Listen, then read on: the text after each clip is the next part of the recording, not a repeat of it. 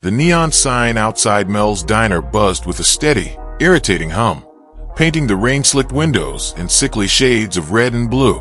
Naomi sat alone in the corner booth, staring into a cup of coffee that had long since gone cold. Her thumb rubbed absently across the raised lettering of her hospital ID badge. 12 hours in the ER triage pit had left her hollowed out. She smelled like cheap hand sanitizer, stale sweat, and the metallic scent of other people's bad luck. Her feet throbbed inside worn-out sneakers. All she wanted was hash browns, silence, and 20 minutes where nobody was bleeding. Then the bell above the door chimed.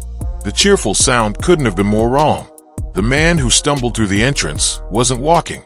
He was listing sideways like a sinking ship. Rainwater dripped from his dark jacket and pooled beneath his boots. But the liquid spreading across the floor wasn't all rain. In the dim diner light, it looked almost black. For a fraction of a second, Naomi's exhausted brain searched for an explanation. Drunk, car accident, bar fight. Then the man coughed. A wet, rattling sound. Training took over before conscious thought could catch up. The stranger crashed into a row of stools.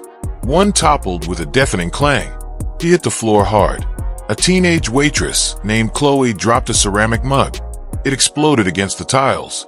"Call 911. Naomi barked. She was already moving, sliding across the slick floor. She dropped beside the man and grabbed his wrist. His pulse was racing. His breathing sounded like gravel being crushed inside his chest. He clawed weakly at the side of his neck. Naomi shoved his hand away and ripped open his jacket. The wound made her stomach tighten. It wasn't a clean cut. It was a ragged tear that started high in the shoulder and disappeared beneath the collarbone. Blood pumped from the opening in violent bursts. A warm spray struck her cheek. Her mind instantly identified the danger. Subclavian artery. Deep. Protected by bone. Catastrophic. A towel wouldn't stop this. Simple pressure wouldn't reach it. Without intervention, he'd bleed out before the ambulance arrived. "I need towels." Chloe yelled from behind the counter. "Forget the towels." The man suddenly exploded into motion. His eyes were unfocused. Wild. A heavy fist swung toward Naomi's face. Combat reflex. The thought flashed through her mind. Not aggression. Conditioning. His brain still believed it was fighting for survival. Naomi ducked the punch. "Hold still, you idiot." She drove her forearm across his chest and pinned him to the floor with her body weight. Then she made the decision. There were no good options left. Only necessary ones. Ignoring the warmth flooding across her hands, Naomi shoved 2 fingers directly into the wound. The sensation was awful. Blood, torn muscle, slippery tissue. She pushed deeper. The man released a raw, animal scream and bucked beneath her. Her fingers searched blindly beneath the clavicle. Find the vessel. Find the rib. Find the pulse. There. Naomi felt it. A powerful throbbing against her fingertips. She hooked behind the collarbone and drove downward with every ounce of strength she had. The severed artery compressed against the first rib. Immediately the bleeding slowed. Not stopped, but slowed. "Enough." "Oh my God," Chloe whispered. Naomi barely heard her. Every bit of concentration focused on maintaining pressure. The human hand wasn't built for this. Her knuckles screamed within seconds. Tendons burned up her wrist and forearm. But relaxing wasn't an option. Not even for a moment. She glanced toward the clock above the grill. 2:14 a.m. The ambulance felt impossibly far away. Beneath her, the stranger's frantic movements gradually weakened. His breathing remained ragged, but the panic in his eyes began to fade. Then something changed. His gaze focused. For the first time, he was actually seeing her. Cold blue eyes studied her face, then dropped to her arm and the precise angle of pressure buried beneath his collarbone. Recognition flickered there. Not of her, of what she was doing. He understood exactly how close he was to dying. His lips moved. "Who?" The word emerged as a rough croak. Blood stained his teeth. Naomi didn't answer. "Save your strength." The man swallowed painfully. "Who are you?" Naomi stared at the clock. The second hand swept forward. 1 second. 2. 3. She tightened her grip as another surge of pain shot through her hand. "I'm the reason you're still alive," she said flatly. No comforting smile. No reassuring promises. No speech about how everything would be okay. Just the truth. Outside, rain hammered against the windows. Inside, the neon buzzed overhead, and Naomi counted every second until help arrived. The man's skin had turned the color of wet ash. Each breath came shallow and uneven, as if his lungs had forgotten how to work. "Chloe," Naomi said through clenched teeth. "Where's the ambulance?" The young waitress stood several feet away, frozen in horror. Tears streaked down her cheeks. "They said 2 minutes," she stammered. "Maybe less." Naomi nodded once. 2 minutes. It sounded short. It felt impossible. Her fingers had gone completely numb. The blood coating her hand made maintaining pressure a constant battle. Every second she fought against the slickness, terrified of losing her grip. One mistake, 1 millimeter. That was all it would take. Beneath her hand, the severed artery strained against the pressure pinning it to the first rib. If she slipped, he would bleed out before anyone could stop it. The stranger swallowed painfully. "Cole," he whispered. Naomi glanced down. "What?" "My name's Cole." His voice was weak, barely audible. Naomi sighed. "Don't care." A faint smile tugged at the corner of his mouth, despite the blood staining his lips. "Fair. Conserve your oxygen, Cole." Her knees ached from kneeling on the hard tile. Her shoulder burned. Her wrist trembled violently from the strain. The smell of blood had completely overwhelmed the diner now. The scent of old grease and coffee had vanished beneath the thick metallic odor. It was too intimate, too personal. Her hand was buried inside a stranger's body, holding his life together with brute force and stubbornness. The tremor in her wrist worsened. "Come on. Hold it. Lock the elbow. Lock the damn elbow." Naomi shifted her weight and leaned entirely onto her arm, transforming herself into a living tourniquet. She could feel the powerful vibration of Cole's heartbeat hammering against her fingers. Every pulse pushed desperately against the vessel she had pinned shut. It felt like gripping a live electrical wire. Then she heard it. Sirens. Distant at first, growing louder. The sound cut through the rain like a blade. "Thank God," Chloe breathed. Seconds later, the diner's front doors burst open. 3 paramedics rushed inside carrying trauma bags and equipment. They stopped for a split second. The scene was startling. Blood covered the floor. Broken ceramic littered the tiles. An exhausted woman in hospital scrubs sat over a victim, her arm buried nearly to the knuckles inside his shoulder. "Subclavian artery tear," Naomi said immediately. Her voice was calm despite the pain. "I've got the vessel compressed against the first rib. I need a hemostat. Now, I can't maintain this much longer." The lead paramedic stared for half a second before snapping back into motion. No questions. No arguments. He recognized competence when he saw it. A sterile clamp appeared in his hand. Naomi exhaled. "On 3. The medic nodded. "You release." "I go in blind." "Exactly." The medic positioned himself. "Ready. Ready. 1. The diner fell silent. 2. Naomi tightened her jaw. 3. She pulled her hand free. Blood erupted instantly. A violent red surge burst from the wound. But the medic was already moving. The clamp disappeared into the opening. A second later it locked shut. The bleeding stopped. Just like that. The crisis was over. Naomi rocked backward onto her heels. For the first time in nearly 10 minutes, she wasn't holding someone together. Her entire body shook. She stared at her right hand. It was crimson from fingertips to wrist. The tremors wouldn't stop. The adrenaline was leaving. Exhaustion rushed in to replace it. "Good work, nurse," the lead paramedic said while helping load Cole onto the stretcher. Naomi gave a tired nod. She didn't feel heroic. She didn't feel proud. She felt empty. Completely, profoundly tired. As the stretcher disappeared through the doors, she wiped her bloody hand across her jeans, leaving a dark smear. Then she looked at the cold coffee, sitting abandoned on the counter. "Yeah," she muttered. "Great night." Dried blood feels like a second skin. As it oxidizes, it tightens against the flesh, pulling at tiny hairs and forming an itchy brown crust. Naomi sat inside a sterile interrogation room at the 4th Precinct, absent-mindedly picking at the rim of a styrofoam coffee cup. The coffee tasted like burnt battery acid. It had been nearly 3 hours since the diner. The local officers had already taken her statement. Wrong place, right time. Lucky guy. That was the official verdict. They had been ready to send her home. Then 2 black SUVs rolled into the precinct parking lot. Everything changed. The heavy steel door opened. 2 men entered. Neither looked like local law enforcement.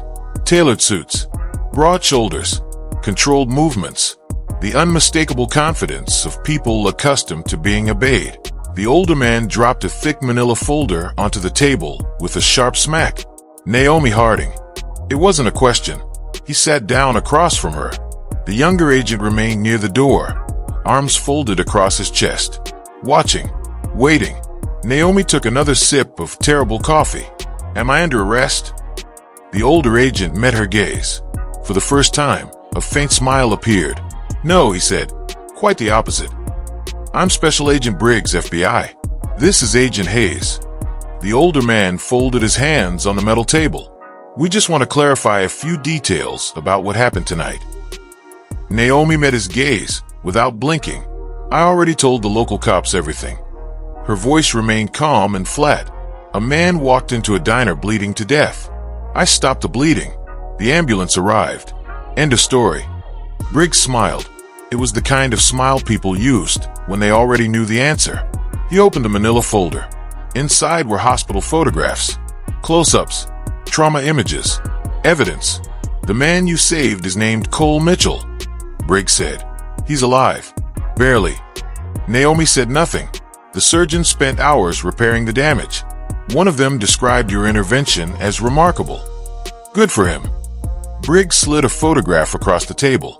The surgeon was particularly interested in how Mitchell survived long enough to reach the operating room. Naomi glanced at the picture but didn't touch it. The local officers assumed you pressed a towel against the wound. Briggs leaned forward slightly. The trauma team found something different. He tapped the image. Severe bruising on the sternum. A hairline fracture along the clavicle. Indicators of aggressive vascular compression. Naomi kept her face expressionless. He was fighting me. I used force. Because he was in shock. Because he was trying to hit me. Of course. Briggs nodded thoughtfully. Except that's not the interesting part.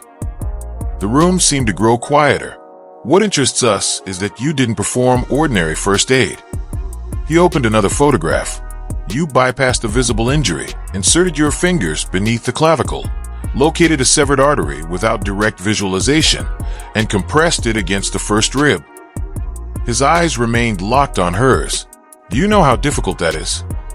I'm an ER nurse. You're a pediatric nurse. The correction came from Hayes. The younger agent pushed himself away from the wall. You treat sick kids and broken wrists. Naomi didn't react. Hayes continued. Before that, according to your records, you worked as an admissions clerk in Seattle. Briggs closed the folder halfway. Cole Mitchell isn't a civilian. The name hung in the air. He's a Navy SEAL assigned to a highly classified task force. Naomi felt a small knot tighten in her stomach. She gave no outward sign. He was targeted tonight by trained professionals, people who believed they had successfully eliminated him. Briggs paused. Yet somehow he survives because a pediatric nurse happens to be eating hash browns at 2 in the morning and performs a battlefield vascular control technique normally associated with elite military medicine. Silence settled over the room. The fluorescent lights hummed overhead. Naomi stared into her coffee cup. She should have known this was coming. Not the FBI specifically, but consequences.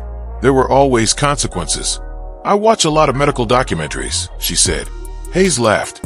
Briggs smiled again. Neither man looked convinced. That's a creative explanation. Naomi shrugged. People pick up weird hobbies. For several seconds, nobody spoke.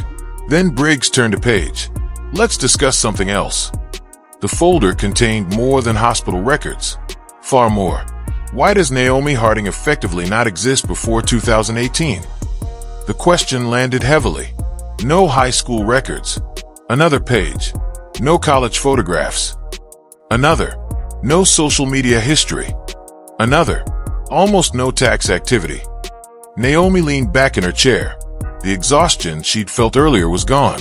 In its place was something colder, sharper, the familiar awareness of a threat. She noticed the bulge beneath Hayes' jacket, shoulder holster, service weapon. She noted the distance to the door. Too far.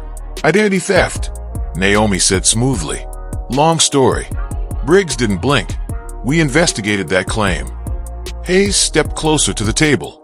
Your fingerprints triggered a restricted database at Quantico. The room went still.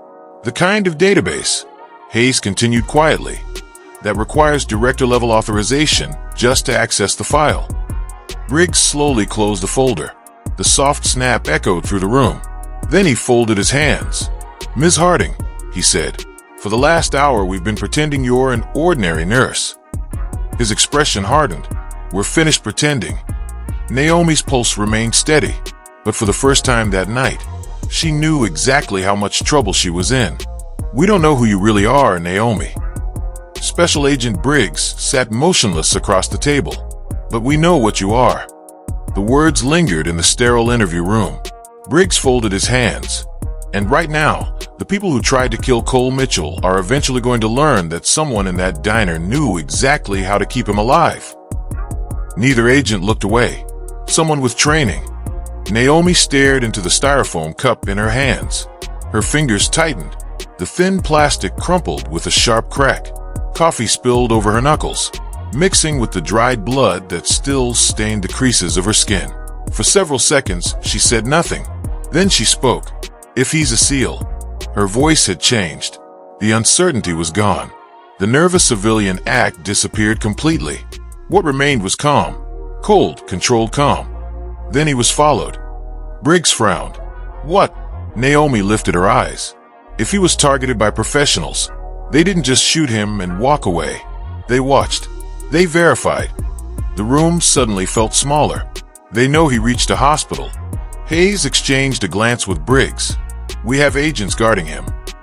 Field agents or tactical personnel? The question came instantly. Briggs hesitated. Field agents. Naomi stood. The chair legs scraped loudly against the concrete floor. The sound made both agents instinctively tense. Then they're already dead. The silence that followed was absolute. Hayes shook his head. That's a hell of an assumption. It's an assessment. Naomi grabbed her jacket from the back of the chair. A tactical team doesn't announce itself. It doesn't challenge guards. It walks through the front door dressed like hospital staff and shoots everyone before anyone realizes what's happening. Briggs rose to his feet. Harding. If you want Mitchell alive, Naomi interrupted. Get me out of this room right now. Rain hammered the city. The FBI Tahoe tore through flooded streets, tires spraying dirty water across abandoned sidewalks and parked cars. Inside the vehicle, tension filled every inch of space. Hayes sat rigid in the passenger seat. Briggs drove with both hands locked on the wheel. Naomi occupied the rear seat, silent, watching.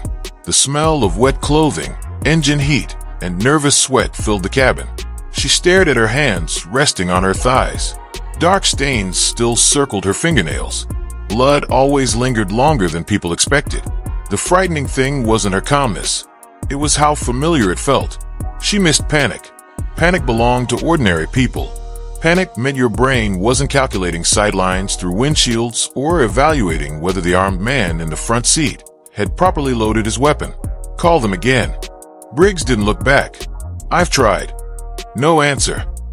Nothing. Naomi nodded once. Then they're gone. Hayes turned in his seat. You don't know that. Naomi's expression never changed. I know hospitals. She looked through the rain-streaked window. 3 o'clock in the morning. Skeleton staff. Quiet hallways. Half the nurses charting at stations. Security making coffee. Her gaze shifted back to him. The perfect environment. No one replied. The Tahoe accelerated through another intersection. The hospital appeared ahead through the rain. Bright. Silent. Waiting. Briggs slammed the brakes. The SUV skidded into the emergency loading zone. Before the vehicle fully stopped, Naomi was already moving. She threw open the rear door. Cold rain struck her face. The shock of it sharpened everything. Harding. Hayes shouted. She ignored him. Instead of heading for the main entrance, she cut toward the service side of the building. The loading dock. the forgotten part of every hospital, the place nobody watched until something went wrong. She reached the metal service door and pushed through. The smell hit instantly. Industrial disinfectant, laundry chemicals, old concrete. Normally comforting, tonight it felt wrong. Behind her, Briggs and Hayes entered moments later. Both had drawn their weapons. Hayes racked the slide on his pistol. The metallic sound echoed down the hallway. Naomi winced. "Put that thing away before you shoot a janitor." Hayes glared. She stripped off her soaked jacket and dropped it onto a nearby cart. "Keep the weapons low." Briggs nodded. "Lead the way." They moved quickly toward the stairwell. The climb was silent. Metal steps rang beneath their boots. Floor 1, Floor 2, Floor 3. Naomi's legs burned from exhaustion. She had already worked a full shift. Already fought to keep a man alive with her bare hands. Already spent hours under interrogation. Yet her breathing remained perfectly controlled. In, hold, out. The rhythm happened automatically. A reflex learned long ago. A habit she had spent years trying to forget. The third floor landing appeared. West Wing. ICU. Naomi stopped immediately. Her fist rose. Briggs and Hayes froze behind her. Nobody spoke. The building seemed unnaturally quiet. Naomi stepped closer to the heavy fire door. She pressed one ear against the cold metal, listening, waiting. At first she heard nothing. Then, a distant cardiac monitor. The faint hum of hospital ventilation. Nothing else. No voices. No footsteps. No movement. That bothered her more than gunfire would have. Hospitals were never silent. Never. Slowly, carefully. She wrapped her fingers around the push bar. Every muscle in her body tightened. Briggs raised his weapon. Hayes mirrored him. Naomi eased the door open exactly 1 inch. A thin strip of dim hallway appeared. Soft fluorescent light spilled through the gap. She looked inside and immediately knew something was wrong. The corridor was lit by emergency lights. Their weak yellow glow painted everything in sickly shades of gold and gray. At the far end of the hallway, outside room 312, 2 men in dark suits sat in plastic waiting chairs. From a distance, they looked asleep. Heads tilted back, arms hanging loosely at their sides. Motionless. Naomi stopped instantly. A cold knot tightened in her stomach. She didn't need to get closer. Didn't need to check for pulses. The dark stain spreading beneath the chairs told her everything. Blood. A lot of it. "Your men," she whispered. Briggs swore under his breath. His pistol came up immediately. Years of training took over as he moved forward, carefully clearing angles and checking corners. Hayes followed close behind. Naomi barely looked at the bodies. Her attention had already moved elsewhere. Scanning. Searching. Room 312. The glass door was closed. The privacy blinds were drawn. That alone was wrong. ICU staff rarely shut themselves off completely from observation. Something inside that room wanted privacy, and privacy was dangerous. Naomi's eyes landed on a crashed cart parked beside the nurse's station. Without hesitation, she stepped toward it. Her hand wrapped around a portable oxygen cylinder, secured to the side. The steel tank came free with a metallic clunk. Heavy, solid, a crude weapon, but better than empty hands. Briggs reached the door. "Wait," Naomi hissed. Too late. The door slid open. Briggs entered first, weapon raised. The room beyond was almost completely dark. Only the medical equipment provided illumination. Green monitor lines pulsed softly. Machines beeped steadily. Cole Mitchell lay unconscious in the hospital bed. Ventilator tubing snaked across his chest. Multiple 4 lines disappeared beneath blankets. Beside him stood a man in green surgical scrubs. At first glance, he looked like a doctor. At second glance, he looked like a murderer. His attention wasn't on the patient. It was on a syringe. A large one, filled with clear liquid. The needle was connected directly to Cole's central line. The plunger was already halfway depressed. "Federal agents!" Briggs shouted. The room exploded into motion. The man in scrubs didn't freeze, didn't hesitate, didn't even look surprised. He moved. Fast. Terrifyingly fast. He pivoted beneath Briggs's sideline, while his free hand produced a compact pistol hidden beneath a clipboard. Two muted pops cracked through the darkness. Not loud, not dramatic, just sharp little coughs. Briggs jerked backward. A red stain instantly spread across his shoulder. He slammed into the doorframe with a grunt. Hayes raised his weapon, but the assassin was already advancing. Not retreating, advancing, closing distance, taking control of the doorway, using the narrow entrance as a trap, a fatal funnel. For a split second, Hayes was perfectly exposed. The assassin turned toward him. Naomi moved. She didn't shout, didn't think. The oxygen cylinder was already in motion. She swung it with everything she had. Every exhausted muscle, every ounce of momentum. The steel tank cut through the air. She aimed for the largest target available. Center mass. The impact sounded horrible. A wet crunch. The kind of sound human bodies weren't supposed to make. The cylinder slammed into the assassin's ribs and launched him sideways. His pistol flew from his hand. Metal skidded across the hallway floor. The man crashed into the wall hard enough to crack drywall. For a moment, Naomi thought she had ended it. Then he stood up. Of course he did. Professionals never stayed down. Blood ran from the corner of his mouth. His eyes locked onto hers. Cold, calculating, empty. Like a predator deciding which prey to kill first. His hand disappeared behind his waist. A knife appeared. Long fixed blade. Military style. The distance between them vanished. Naomi dropped the oxygen cylinder. Too heavy now. Too slow. The assassin lunged. She stepped forward instead of backward. A dangerous decision. But retreat would only give him momentum. Her left hand seized his knife wrist. Her thumb dug hard into a pressure point. Pain flashed across his face. Not enough. Never enough. Naomi drove her elbow upward. The strike smashed into his throat. The assassin staggered but didn't fall. He crashed into her. Suddenly it wasn't a fight. It was a collision. Bodies slammed together. They crashed into the nearby crash cart. Equipment exploded across the floor.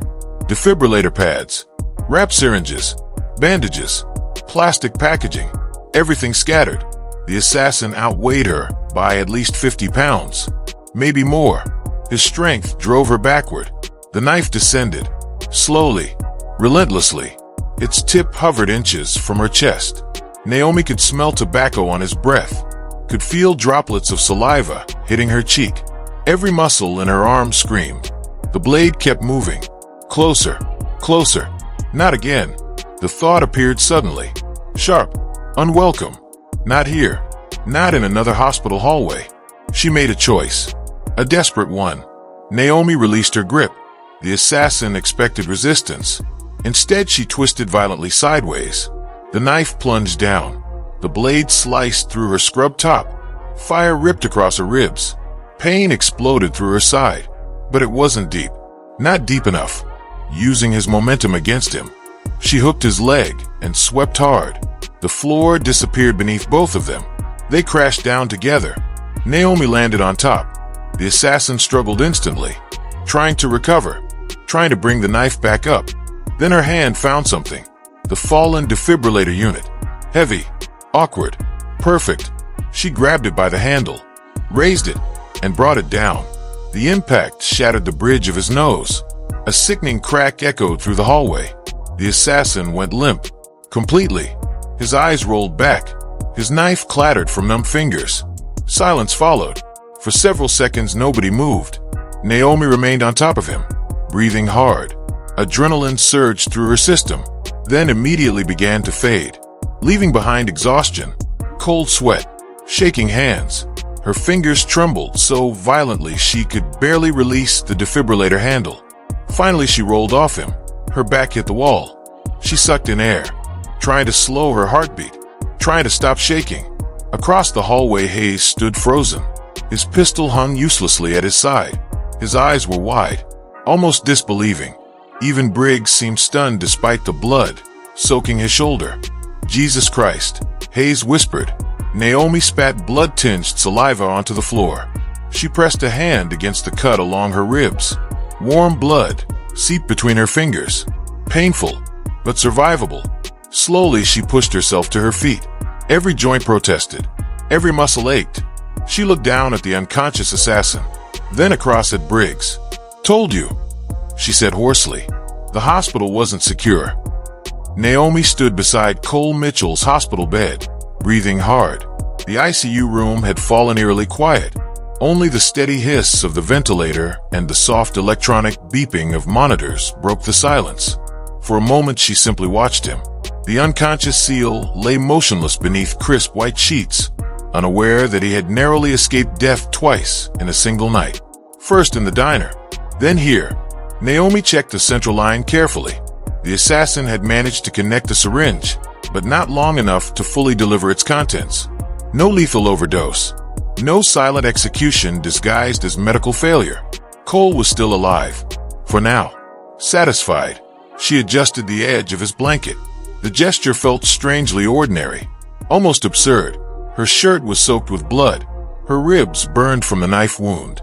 An unconscious assassin lay in the hallway with a shattered face. Yet she was straightening a blanket. Some habits refused to die. He's stable, she said quietly. Behind her, Briggs sat on a rolling stool while Hayes packed gauze into the through-and-through gunshot wound in his shoulder. The FBI agent grimaced, but never took his eyes off her. You broke that guy's face with a defibrillator. Naomi shrugged. He had a knife. Briggs gave a short laugh that immediately turned into a wince. That's not what I'm talking about.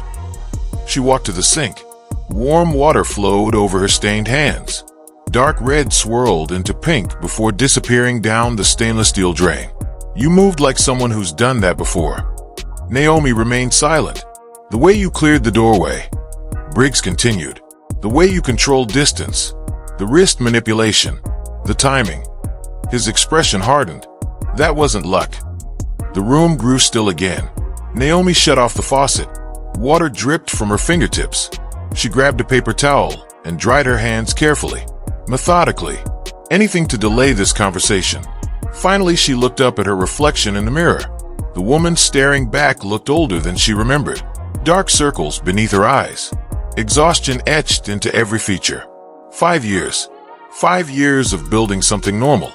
A quiet apartment. A steady job. Houseplants she kept forgetting to water. A life built from routine instead of violence. And now it was gone. Destroyed in a single night. You ran my prints, Naomi said. It wasn't a question. Briggs nodded. We found a file. You found the existence of a file. That earned a confused look from Hayes. Naomi turned around. You don't have access to what's inside it. Briggs folded his arms. I can make calls. The warning arrived instantly. If you make those calls, people far above your pay grade are going to become very nervous. Nobody spoke. Naomi continued. Officially, I died 6 years ago. Hayes blinked. What? A helicopter crash. Her voice remained completely flat. No body recovered. No survivors. Briggs stared at her. You expect us to believe that? I don't care what you believe. She leaned against the counter. They spent years making sure that identity disappeared. Records erased. Files sealed. Histories rewritten. Her eyes shifted toward the hallway. Toward the unconscious assassin.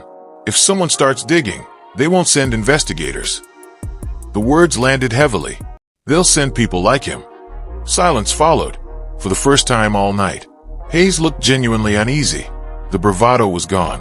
The jokes were gone. Only reality remained. Finally, he asked the obvious question. So what do we do now? Briggs didn't interrupt. Didn't object. The hierarchy inside the room had changed.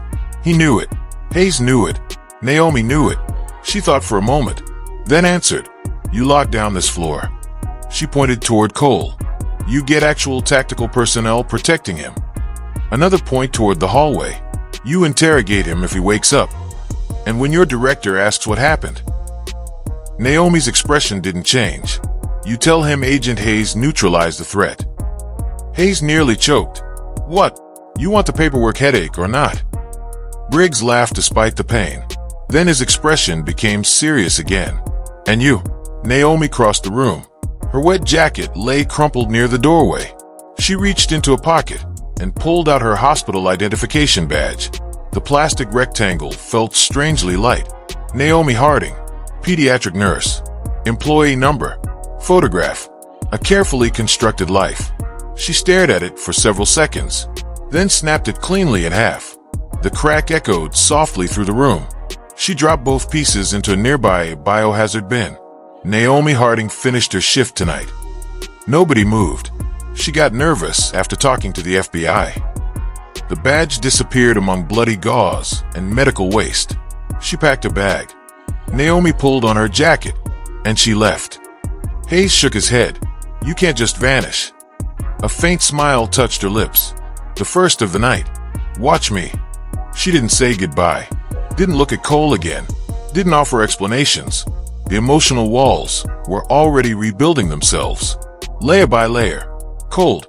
Heavy. Necessary. She stepped into the hallway. Past the dead agents.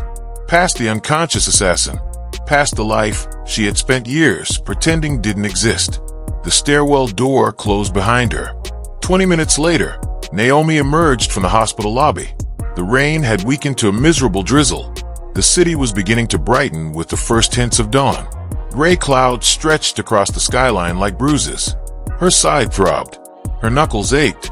Every step reminded her she wasn't as young as she used to be. She checked her watch. 3 hours. Maybe less. That was how long she had before every agency with 3-letter initials started asking questions. Back at her apartment, she had less than $1,000 hidden in a coffee can. A passport. A duffel bag. Contingencies she had prayed she'd never need. Naomi pulled her collar higher against the cold wind. The metallic taste of adrenaline still lingered on her tongue. The peaceful life she had built was gone. Burned down in a single night. Ahead of her, the city stretched into darkness and uncertainty. Naomi took one last look at the hospital, then turned away. Without hesitation, without regret, she shoved her hands into her pockets and disappeared into the rain. Some ghosts stay buried. Others learn how to walk again.